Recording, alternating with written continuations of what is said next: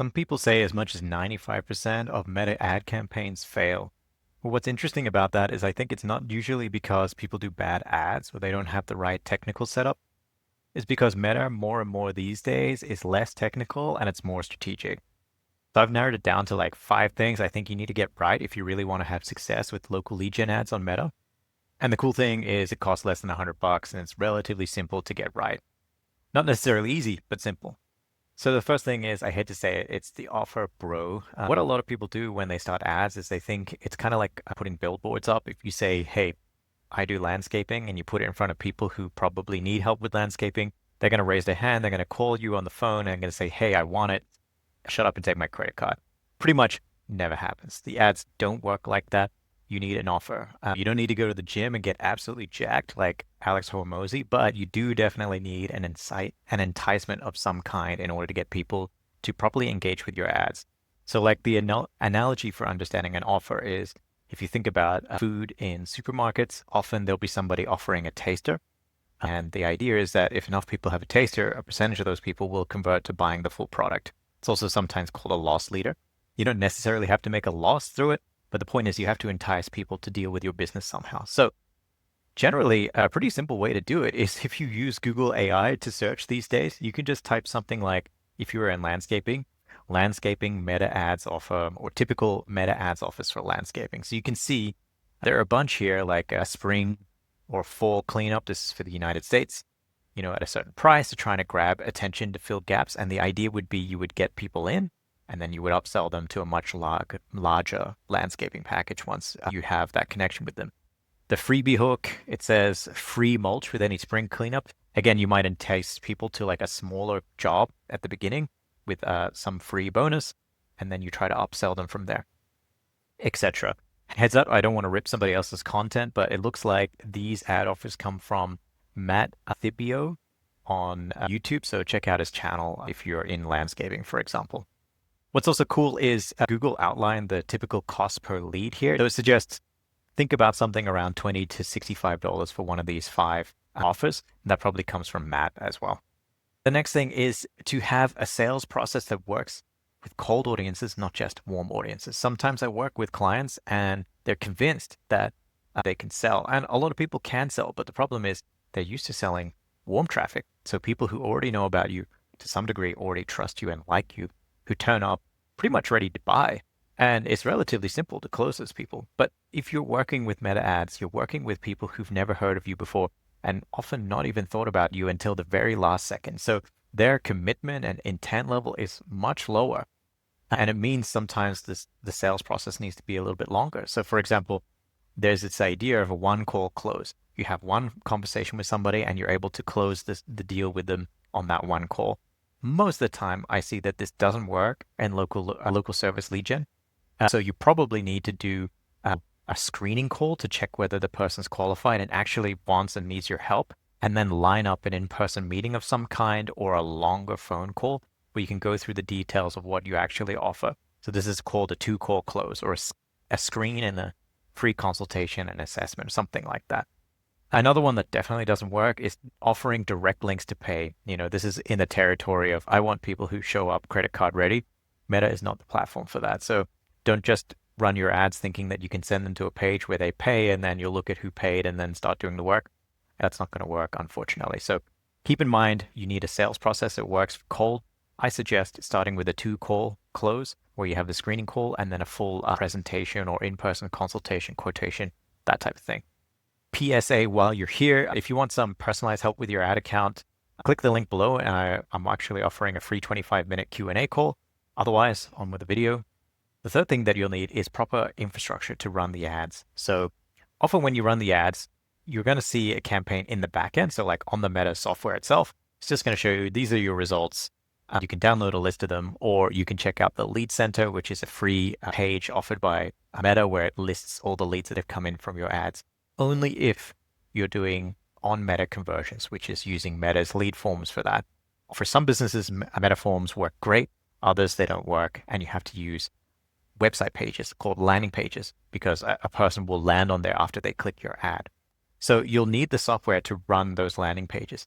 You can use tools like Landingy. That's one that I recommend.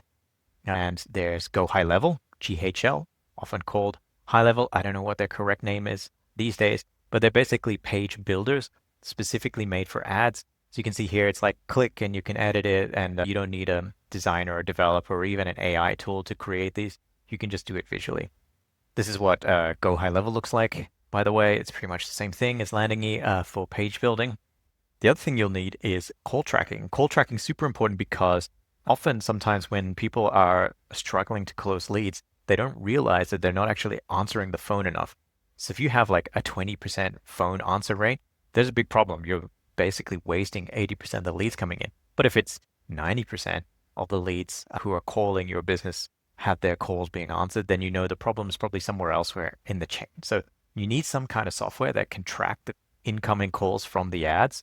Most people use CallRail, or again, they use Go High Level to control and track the calls coming in. So this is what it looks like on CallRail as an example, and Go High Level offers a similar visual to this. All right, number 4, the budget to break the learning barrier. So I'm going to need to demonstrate this.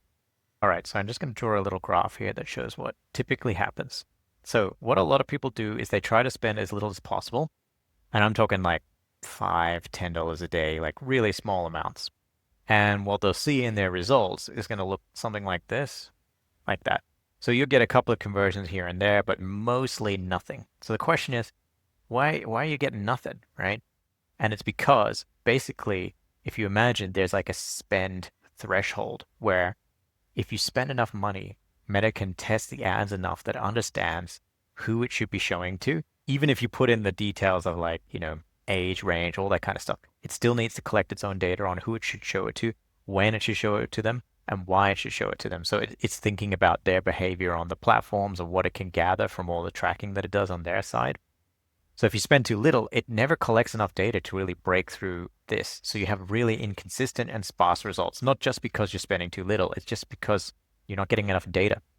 Whereas if you spend more, if you spend enough, so I would say around 30 to 50 US dollars a day, what you're going to see is it's going to go like this. And so you will end up generally with more consistent results over time. So you won't end up with, generally, you won't end up with these days where you get no results.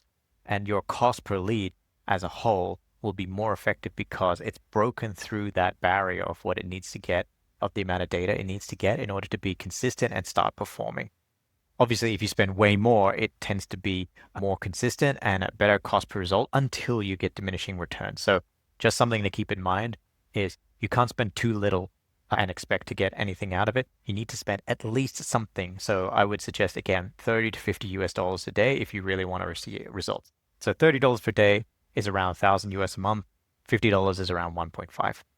Now, the last thing, you also need a pace that doesn't shoot yourself in the foot.